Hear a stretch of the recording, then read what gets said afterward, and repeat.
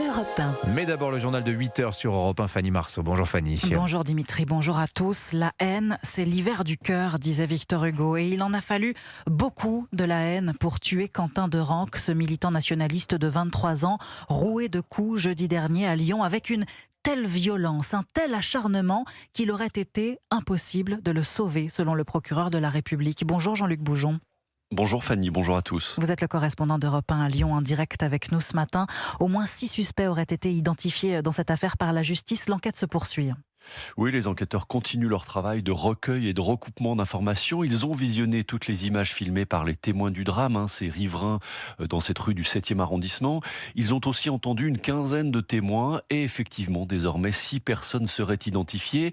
Mais en fait, les enquêteurs veulent ratisser plus large et cherchent à identifier tout le groupe d'assaillants qui s'en est pris aux militants nationalistes dont Quentin, soit environ une vingtaine de personnes, comme l'a indiqué hier le procureur de Lyon, Thierry Dran, lorsqu'il a rappelé les faits. Vers 18h, ils étaient pris à partie violemment par un groupe d'une vingtaine d'individus masqués, cagoulés. La plupart parvenaient à s'enfuir, mais 3 personnes se retrouvaient isolées et étaient immédiatement frappées par plusieurs individus. Ces 3 jeunes hommes, dont Quentin de Ranc, étaient alors jetés au sol, puis frappés à de très nombreuses reprises par plusieurs individus, au moins 6 pour Quentin de Ranc.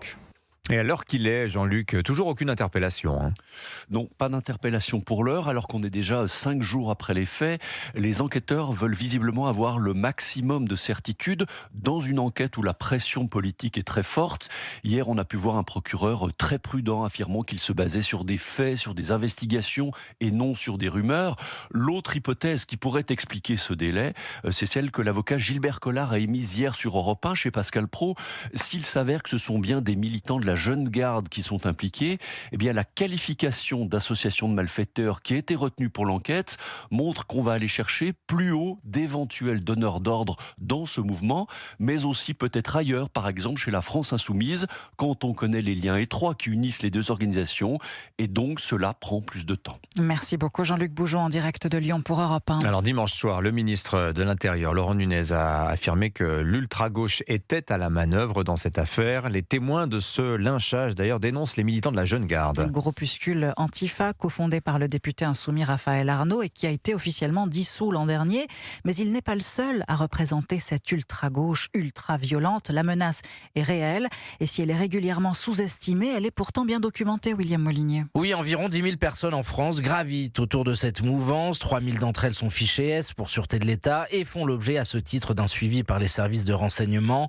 Sans hiérarchie claire et ordonnée, il est difficile d'établir une cartographie précise de l'ultra-gauche, d'autant qu'elle se développe dans toute une myriade d'écosystèmes associatifs, les collectifs de sans-papiers ou d'aide aux migrants, les soulèvements de la terre, la ZAD de Notre-Dame-des-Landes, encore les Black Blocs.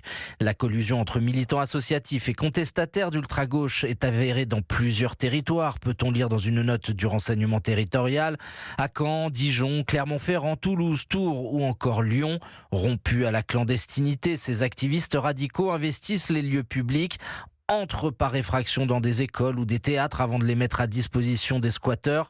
Dans cette mouvance gravitent aussi des individus qui s'exercent au maniement des armes. Selon les informations d'Europe 1, une dizaine d'entre eux a infiltré la communauté Airsoft en France. Ils multiplient les entraînements violents avec des répliques d'armes tirant des billes en plastique, en forêt, en race campagne, voire même dans des décors de centre-ville. William Molinier du service police-justice d'Europe 1. Et vous écoutez Europe 1 matin, il est 8h05. Une partie de la France est toujours sous l'eau. Ce matin, hier, la ministre de la Transition écologique a parlé de crues exceptionnelles. Et ça ne va pas s'arranger, Anissa Haddadi nous le disait. Le Maine-et-Loire a rejoint hier la Gironde et le Lot-et-Garonne en vigilance rouge crue depuis 5 jours. Des villages transformés en étendues d'eau où l'on circule en barque. 1600 habitants ont dû être relogés depuis la semaine dernière dans ces 2 départements du sud-ouest. Reportage à Tonneins dans le Lot-et-Garonne du correspondant d'Europe 1, Charles Lhuillier. Ici, une partie de la commune s'est transformée en gigantesque lac et les zodiacs sont sortis. Tu peux monter à 2 sur le bateau. Ah oui. Donc si je monte, c'est bon. Franck attend sur la terre ferme l'un de ses amis dont la maison est entourée par les eaux. Je lui amène un petit peu de nourriture de première nécessité pour qu'il puisse tenir la semaine. Donc il habite environ à 1 km et donc il va acheminer tout ça en zodiac. C'est vrai que c'est une sacrée galère. Compliqué aussi pour Stéphane, également sinistré. On n'a plus d'électricité. Moi j'ai ma barque, donc du coup je me suis débrouillé. J'ai ma famille qui qui est venu m'amener de l'essence pour tenir toute la semaine avec le groupe électrogène. On est coupé du monde. Coupé du monde, comme Virginie dans le village d'à côté où une digue a cédé. Elle fait partie des 600 habitants qui, par précaution, ont été évacués. On est dans le gymnase là, depuis 3 nuits maintenant. Puis là, j'ai dû dormir 7 heures en 3 nuits. On nous parle d'une seconde remontée des eaux. On se pose plein de questions, en fait. Des craintes légitimes, car des pluies très abondantes sont à nouveau attendues cette semaine ici. Et le niveau de l'eau pourrait encore monter.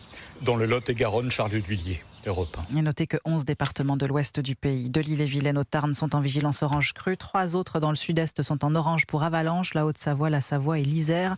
Et puis dans le nord, une tornade à Coussoldre, près d'Avesnes-sur-Helpe hier soir.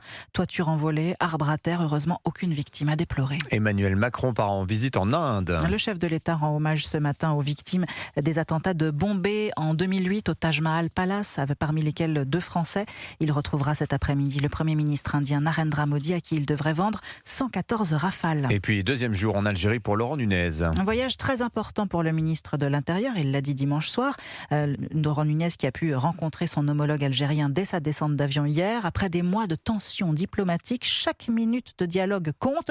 Le dialogue et la discrétion, Arthur Delaborde. Une visite loin des caméras, sauf celle du régime algérien. Laurent Nunez avance prudemment, son entourage reste mystérieux sur son programme, évoque simplement des échanges avec son homologue centrés sur la sécurité et l'immigration.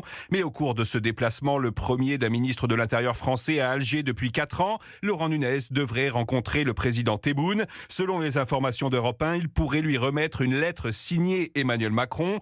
3 priorités sur la table. D'abord les OQTF, Paris demande des retours, mais Alger ne délivre toujours pas de laissez-passer consulaires. Ensuite, le cas Christophe Glaise, le journaliste français détenu depuis mai 2024. Enfin, la question sensible des visas. Alger affiche aussi ses attentes. La presse locale évoque en particulier le cas d'un ancien haut responsable de l'ambassade d'Algérie à Paris, accusé d'enlèvement et de séquestration d'un opposant en France. Mais sur ce dossier, toute requête diplomatique est vouée à l'échec, l'affaire étant entre les mains de la justice. Le régime algérien le sait parfaitement, ce qui ressemble à un message sur sa réelle volonté de reprendre le dialogue. Arthur Delaborde du service politique d'Europe 1. Une nouvelle session de pourparlers aujourd'hui à Genève entre négociateurs russes, ukrainiens et américains. Et le coup de pression cette nuit de Donald Trump sur Kiev. L'Ukraine ferait mieux de venir à la table des discussions et rapidement, a déclaré le président américain. Les États-Unis qui vont aussi négocier cette semaine en Suisse avec l'Iran. Je ne pense pas que les mollahs veuillent assumer les conséquences de ne pas conclure un accord, a menacé Donald Trump. Et puis le football Ligue des Champions, Monaco-Paris Saint-Germain en barrage aller 21h sur Canal+ ce soir. Les Parisiens qui sont moins étincelants en ce moment affrontent des Monégasques particulièrement motivés. C'est effectivement à suivre sur Canal+, coup d'envoi 21h. Merci beaucoup Fanny Marceau, c'était votre journal. Dans un instant, Charles Rodwell est l'invité de Laurence Ferrari sur Europe 1.